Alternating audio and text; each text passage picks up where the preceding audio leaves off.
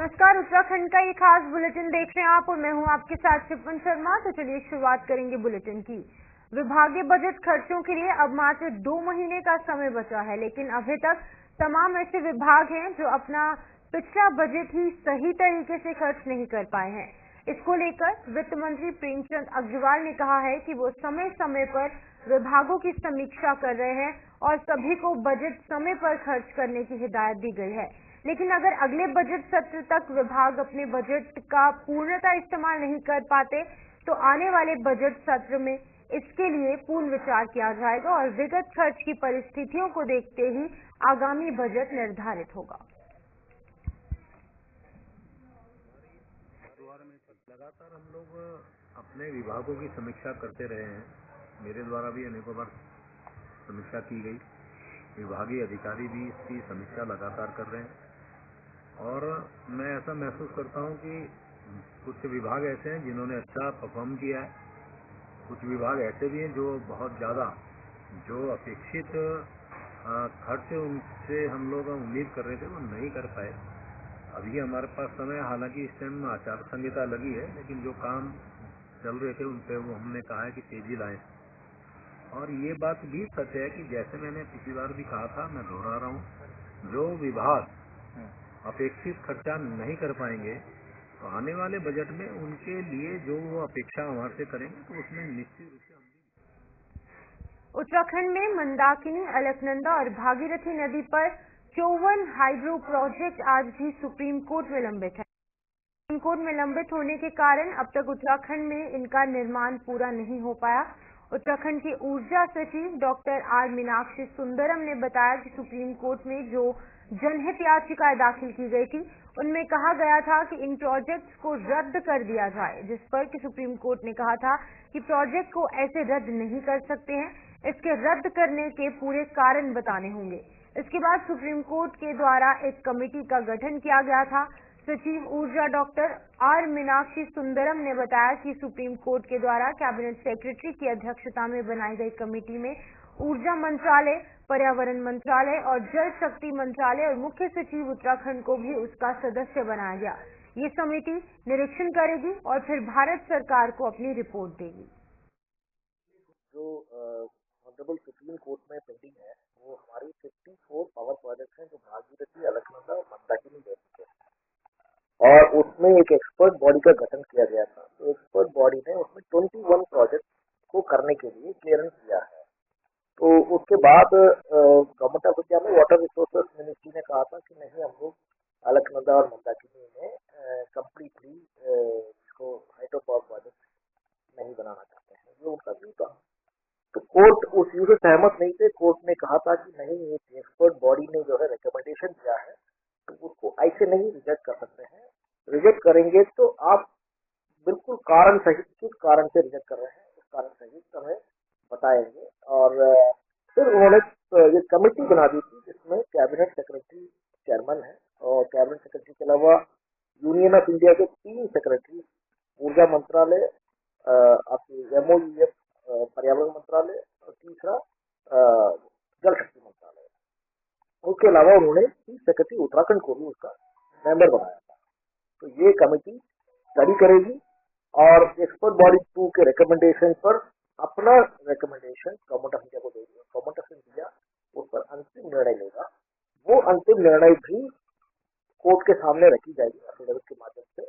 फिर कोर्ट उसमें judicial review भी करेगा।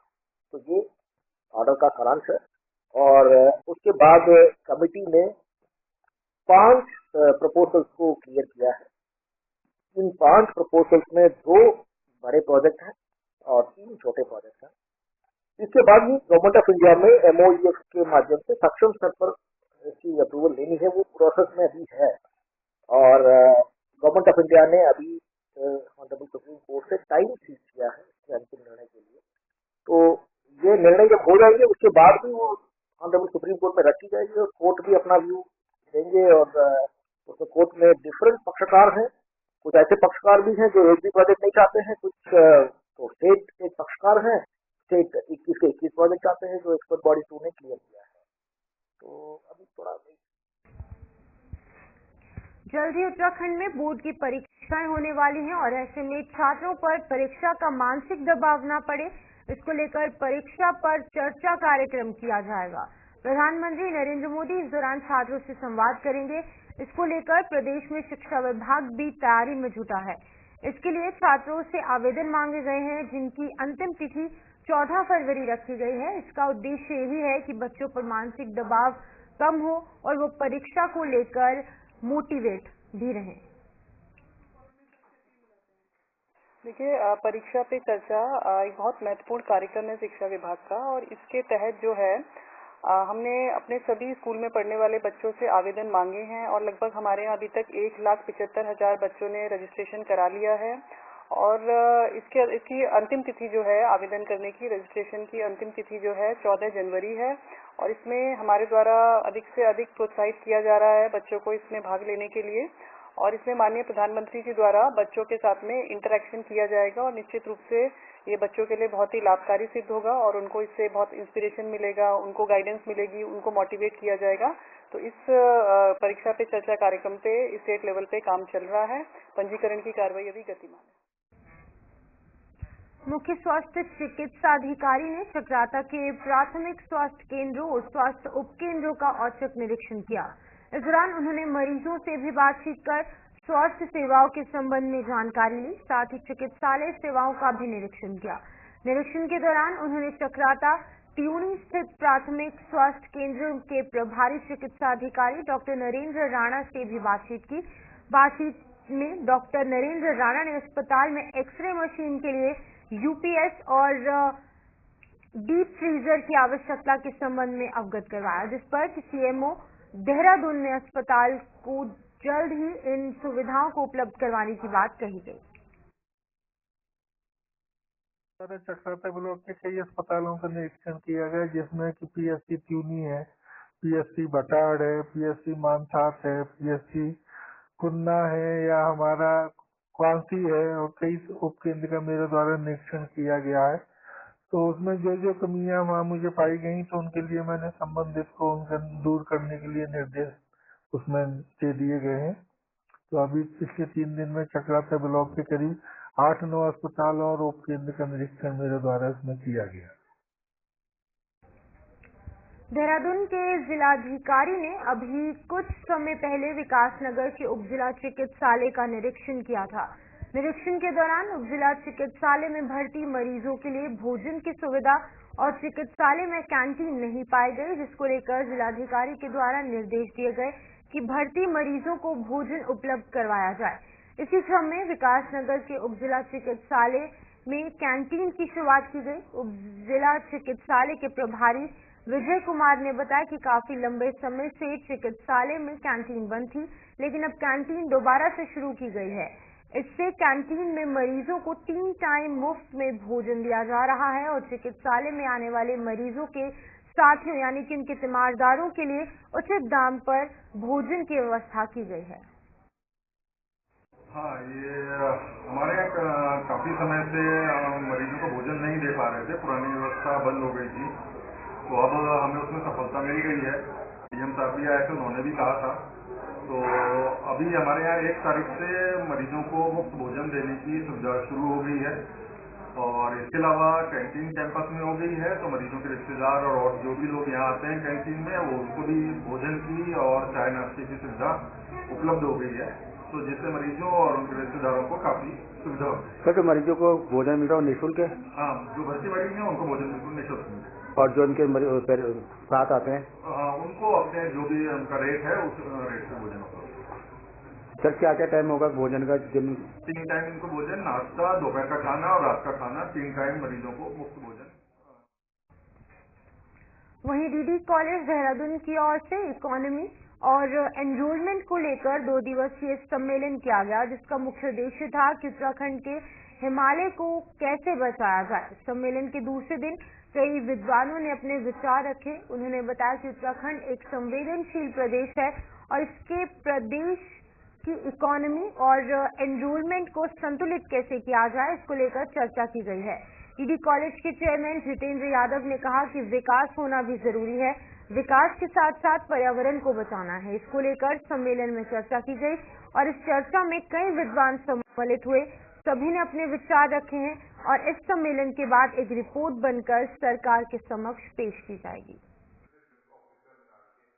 क्योंकि डीडी कॉलेज एक शैक्षिक संस्थान है और शैक्षिक संस्थान होने के नाते जिम्मेदारी बनती है समस्त शैक्षिक संस्थानों की, जो भी जन सरोकारों के मुद्दे हैं या जो भी जन सरोकारों की जो समस्याएं हैं, उन समस्याओं से रिलेटेड संगोष्ठियां करके आम जनमानस में जन जागृति लाई जा सकती है।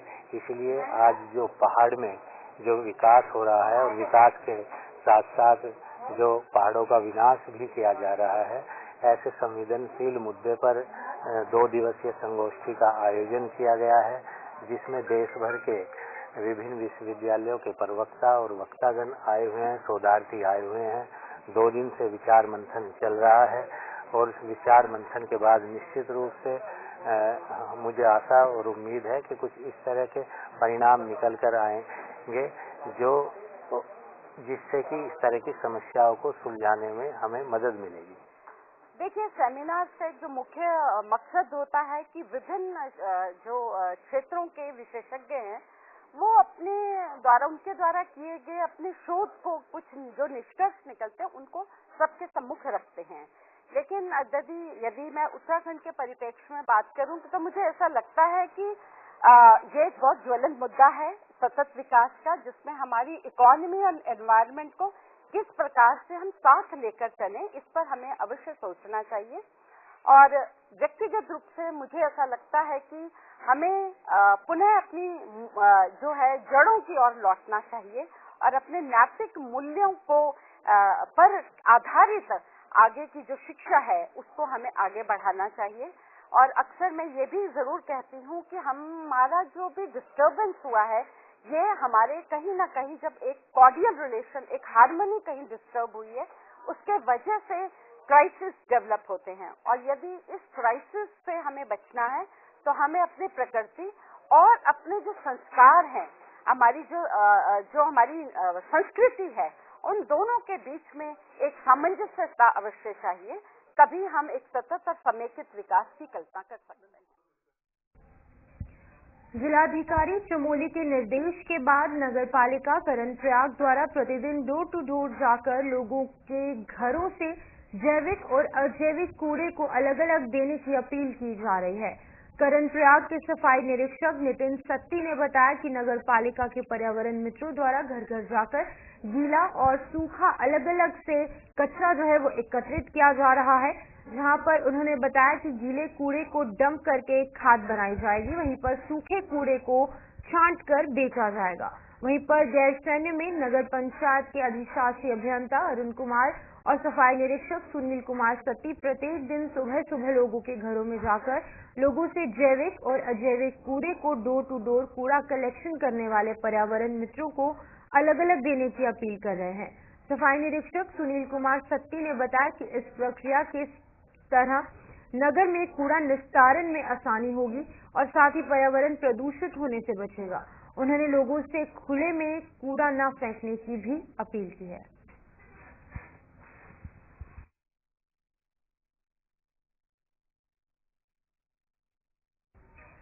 विधानसभा क्षेत्र जसपुर के तराई पश्चिम वन प्रभाग के पतरामपुर रेंज के मालधन कक्ष संख्या 38 में बाघ का शव मिला है। बाघ का शव मिलने से वन विभाग में हड़कंप मच गया। इसकी सूचना मिलते ही वन विभाग के अधिकारी मौके पर पहुंचे और मामले की जांच शुरू की। वहीं प्रथम दृष्टया में आपसी संघर्ष में बाघ की मौत की संभावना जताई जा रही है।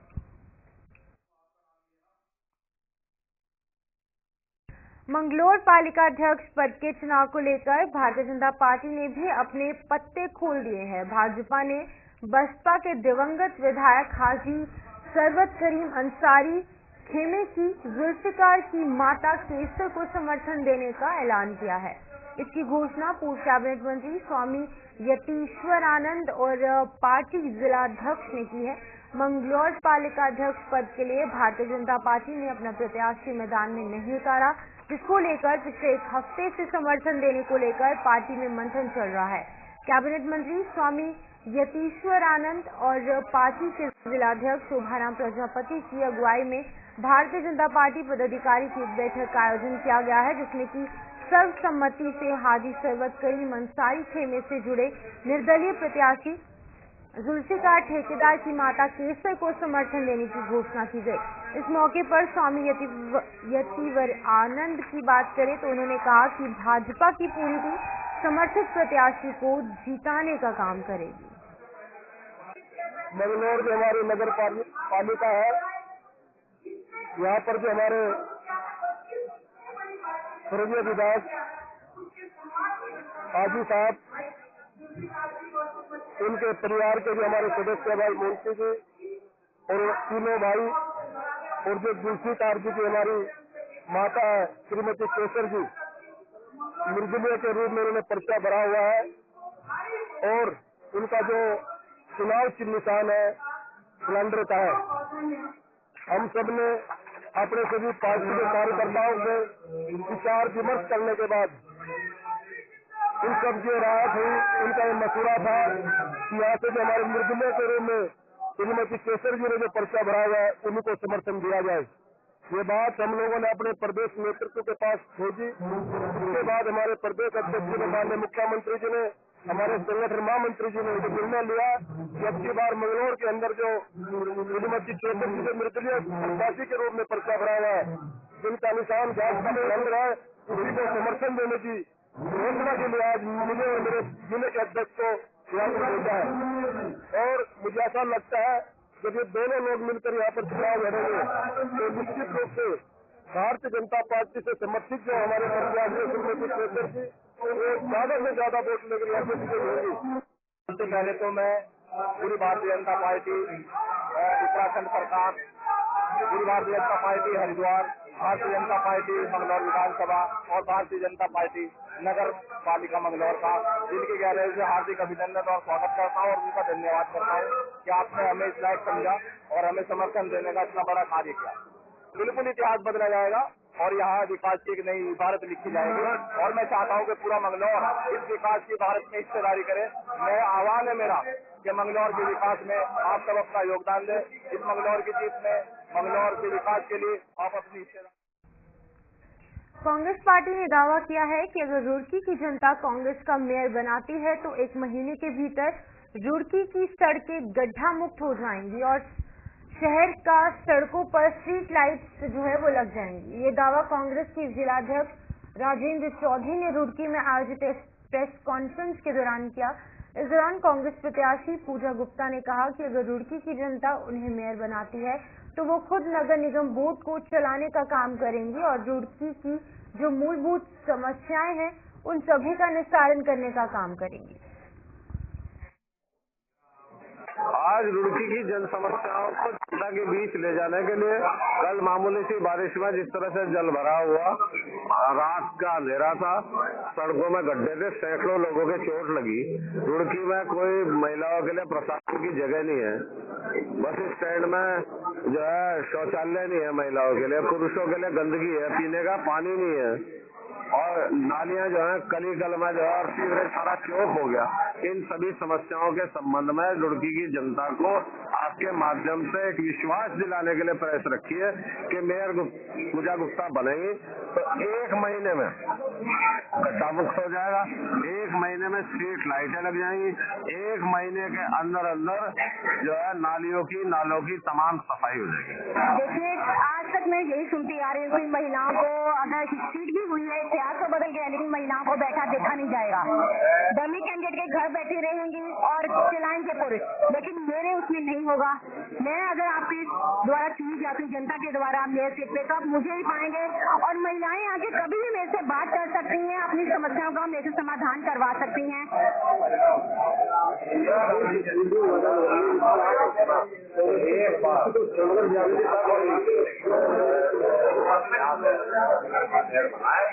देखिए, मैं तो सिर्फ यही अपील करूंगी जनता से, जो उनके लिए कार्य कर सके उनको चुनिए, क्योंकि कार्य करवाना मसूरी है।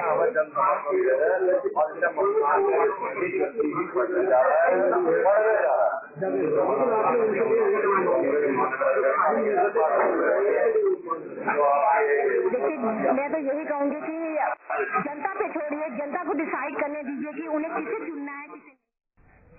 वहीं मसूरी में नगरपालिका चुनाव को लेकर कांग्रेस पार्टी द्वारा मसूरी के विभिन्न क्षेत्रों में जाकर अपने प्रत्याशियों के लिए वोट मांग रहे हैं।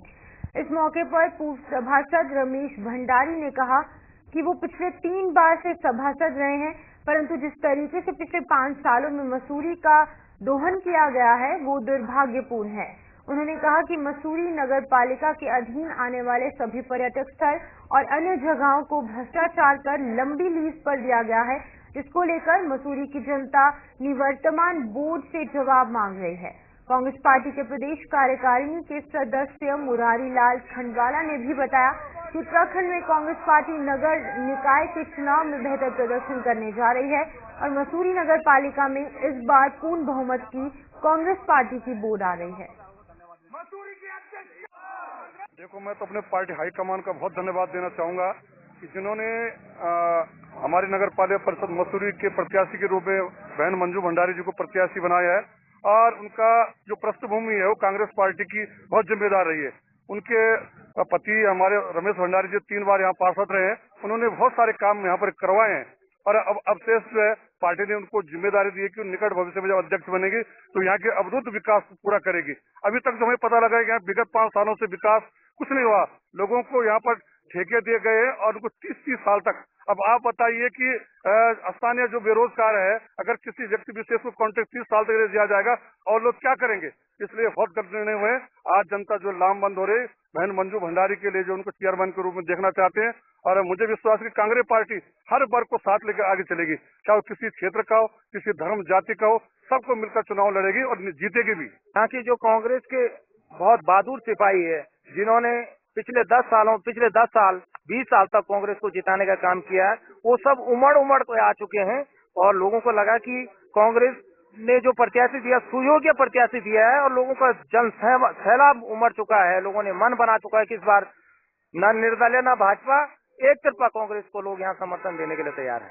अगर निवर्तमान बोर्ड की बात करी जाए तो निवर्तमान बोर्ड जो आप देख रहे हैं, विकास कार्य देख लीजिए, आप पार्क देख लीजिए, जितने भी पर्यटक स्थल हैं सारे खंडर पड़े हुए हैं। जो पिछले 10 सालों में जो विकास कार्य कांग्रेस ने किए हैं वो जस के तस पड़े हुए हैं, उन पर एक ईंट तक नहीं लगा। तो किस आधार पर लोग भाजपा को यहाँ वोट देंगे? निश्चित तौर पर लोगों ने मन बना दिया, लोग कांग्रेस के पक्ष में यहाँ मतदान करेंगे।